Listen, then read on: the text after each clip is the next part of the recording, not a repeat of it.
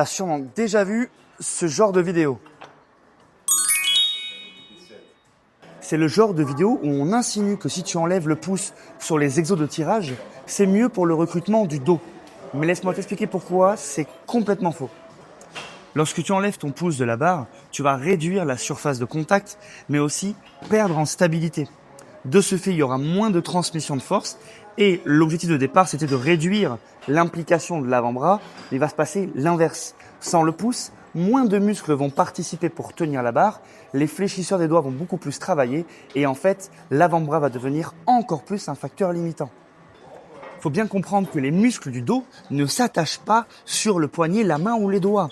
Au plus loin, ils s'attachent sur l'humérus et les scapulas. Donc le recrutement du dos dépend essentiellement de la trajectoire de tes coudes et de l'utilisation des scapulas dans l'espace. Si enlever ton pouce sur les exos de tirage te donnait beaucoup plus de force et augmenter le recrutement du dos, tous les powerlifters qui font du deadlift enlèveraient leur pouce. Sauf que c'est absolument impossible parce que dans cette position, on a beaucoup moins de force. Je vais être un peu dur avec toi. Si tu t'entraînes sur les exos de tirage en enlevant ton pouce, il est probable que tu ne mettes pas assez d'intensité.